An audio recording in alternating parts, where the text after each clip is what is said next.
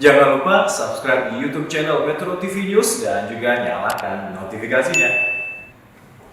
Pemirsa, desakan Muldoko untuk mengundurkan diri dari jabatan Kepala Staf Kepresidenan terus disuarakan dari berbagai pihak. Apakah dengan mundurnya Muldoko dari istana membuktikan istana tidak ikut campur tangan dalam kisruh Partai Demokrat? Kami sudah terhubung bersama dengan pengamat politik Adi Prayitno. Selamat malam Mas Adi. Mas Adi, kalau Anda sendiri ini termasuk yang setuju atau tidak jika Muldoko harus mengundurkan diri dari jabatannya sebagai KSP? Saya termasuk yang setuju jika Muldoko sebagai kepala KSP mengundurkan diri dalam rangka untuk mengamputasi isu-isu liar bahwa isu tentang KLB ini tidak ada kaitan sama sekali dengan istana. Karena kalau Pak Muldoko tidak mengundurkan diri atau tidak ada teguran secara resmi dari istana, kasus dualisme Partai Demokrat ini akan selalu menyeret istana dalam pusaran konflik. Kenapa semacam itu? Ya, publik tahu Muldoko ini adalah kepala KSP. Tiap hari ngantornya di istana, berinteraksi dengan presiden, berinteraksi dengan menteri-menteri. Nggak mungkin orang tidak mengait-ngaitkan ini dengan persoalan istana. Karenanya, kalau melihat secara umum, yang mendesak Muldoko mundur ini adalah pendukung-pendukung Jokowi yang 2019 lalu memang secara terang-terangan gitu ya, bahwa Jokowi dipilih, dan tentu saja Jokowi tidak mau direcoki dengan persoalan-persoalan yang semacam ini. Kalau saya memahami pemahaman teman-teman yang ingin Muldoko mundur, saya cukup sederhana, bahwa jangan sampai persoalan isu KLB Demokrat ini justru merusak kredibilitas Pak Jokowi yang dipilih secara demokratis dalam pemilu 2019 yang lalu. Itu yang saya tangkap semangatnya sebenarnya. Ya. Baik Mas Adi, tapi kalau Anda melihat sendiri begitu, apa sebenarnya imbas atau kerugian bagi istana jika seandainya Muldoko tetap mempertahankan posisinya? Ya, tentu istana akan selalu dikaitkan dengan kasus KLB. Ini sangat terkait dengan status Muldoko sebagai ketua KSP. Andai Muldoko misalnya bukan ketua KSP, saya kira publik tidak akan merecoki persoalan internal Demokrat. Misalnya ketua umum Demokrat versi KLB itu adalah Marzuki Ali atau Joni Allen, saya kira publik tidak akan ikut campur, biarin aja mereka cakar-cakaran gitu ya. Toh yang menjadi ketua umum mereka adalah kader Demokrat yang pernah membesarkan partai itu. Cuman problemnya ketika ada nama Muldoko, kader Demokrat juga bukan, saat ini adalah pejabat negara, berada di inner circle kekuasaan pusat jantung pemerintahan saat ini, menjadi ketua umum versi KSB. Ini yang kemudian ingin membantah pernyataan Pak Mahfud. Ini bukan persoalan internal Partai Demokrat, Pak Mahfud. Ini melibatkan orang yang bukan sama sekali bukan kader partai, tapi menjadi ketua umum. Dan kebetulan ketua umumnya adalah ketua KSP. Kerugiannya apa? Tentu istana, pemerintah akan dituduh sebagai bagian dari upaya untuk melakukan pemecah belahan Demokrat. Yang kedua, ini berimbas pada indeks demokrasi kita akan yang turun. Indeks demokrasi kita dalam beberapa tahun belakangan trennya kan agak sedikit terjun bebas. Ditambah dengan intervensi yang semacam ini tentu akan membuat potret demokrasi kita nggak akan bagus ke depan. Tentu ini bahaya. Jangan sampai Jokowi, elit pemerintah penguasa saat ini yang dipilih langsung oleh rakyat justru ditengarai membusukkan potret demokrasi ke depan. Karena kalau kita membaca undang-undang partai politik, negara itu harus menjamin independensi yang dimiliki oleh setiap partai politik. Ini Pak Muldoko bagian negara, bagian dari pemerintahan, kemudian terlibat dalam pusaran konflik semacam ini. Inilah yang kemudian membuat kenapa begitu banyak desakan supaya Pak Muldoko dievaluasi, ditegur, dan bahkan mengundurkan diri. Baik, mengundurkan diri begitu ya Mas Adi, jangan sampai atau bukan Presiden Jokowi yang memberhentikan Muldoko begitu Mas Adi. Ini bedanya apa kalau mengundurkan diri dan kemudian memberhentikan? Kalau mengundurkan diri artinya secara sukarela, Muldoko berarti tidak mau terus-menerus istana, presiden, dan pemerintah disangkut pautkan dalam dualisme. Artinya kasus ini selesai diamputasi hanya only gitu ya, persoalan Pak Muldoko dengan teman-teman Demokrat versi AHY. Tapi kalau diberhentikan beda ceritanya. Artinya negara merasa ada sesuatu yang salah yang telah dilakukan oleh Pak Muldoko. Ini yang sebenarnya dituntut oleh publik. Sepertinya kalau nunggu Pak Muldoko mundur agak susah. Karena tidak ada anasir-anasir ataupun satu statement yang menyatakan bahwa Pak Muldoko ini bersalah dalam konteks ini. Makanya para pendukung Jokowi ini kan ngegas nih, minta gitu ya supaya Muldoko ini ditegur, bahkan diberhentikan.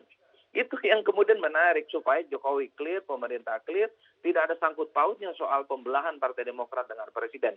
Artinya banyak orang yang ingin menyelamatkan wajah Jokowi, wajah istana, supaya tidak disangkut pautkan sekali lagi terhadap kasus yang ada pada Partai Demokrat saat ini. Dan Baik. kalau boleh berharap sebenarnya publik itu ingin supaya pemerintah istana tidak menutup mata bahwa KSP gitu ya yang setiap hari berinteraksi dengan mereka berada dalam pusaran konflik antara Partai Demokrat versus KLB kemudian dengan versinya AHY. Nggak bisa menutup mata ini Zakia. Biar bagaimanapun Muldoko itu KSP begitu ya. di istana gitu ya. Betul. Biar Baik. bagaimanapun Pak Muldoko ini kerjanya di istana, berinteraksi dengan presiden dan menteri-menteri yang ada saat ini.